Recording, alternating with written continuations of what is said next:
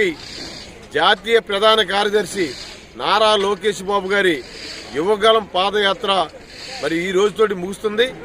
20వ తారీఖున మధ్యాహ్నం 2 గంటల నుంచి ఈ పోలపల్లి గ్రామంలో మరి ఈ సభ ఎదుగు చూశారు, అలాగే గ్రౌండ్ చూశారు. సుమారుగా 6 లక్షల పైన మంది ఈ బహిరంగ సభకు తరలి వస్తున్నారు. ఉత్తరాంధ్ర ప్రజలందరూ కూడా ఎంతో గొప్పగా ఈ సభ కోసం, ఈ పండుగ కోసం ఎదురు చూస్తున్నారు.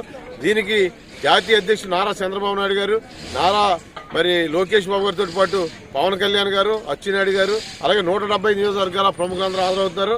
నేను ప్రథమంగా చెప్పేది ఏంటంటే భీమవరం నియోజకవర్గ తెలుగుదేశం పార్టీ అభిమానులకి, కార్యకర్తలకి, నాయకులకి, అలాగే నేను అబ్జర్వర్గా ఉన్న చింతలపూడి నియోజకవర్గ తెలుగుదేశం పార్టీ అభిమానులకి, కార్యకర్తల నాయకులందరూ కూడా ఈ సభకి తరలిరండి, ఈ వేడుకను చూడండి.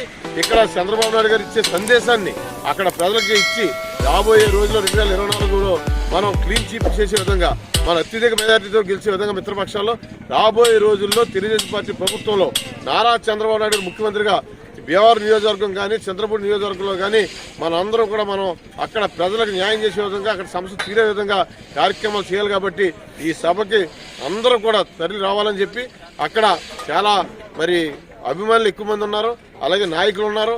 అందరూ కూడా దీన్ని తరలి వచ్చి ఈ సభని 175 నియోజకవర్గం, మీ ఉత్తరాంధ్రలో భీముల నియోజకవర్గంలో నేను పరిశీలన వచ్చాను.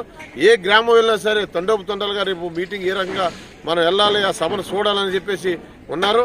జగన్మోహన్ రెడ్డి యొక్క దుర్మార్గమైన పరిపాలన ఈ రాష్ట్రం నుంచి పారిదోలాలంటే ఇక్కడ ఈ పోలపల్లిలో ఎన్నికల శంకారం, యువగలం నవశకం కార్యక్రమం నుంచి ఈ రాష్ట్రంలో మరి తెలుగుదేశం పార్టీ హవా నడుస్తుందని చెప్పి సందర్భంగా తెలియజేస్తున్నారు.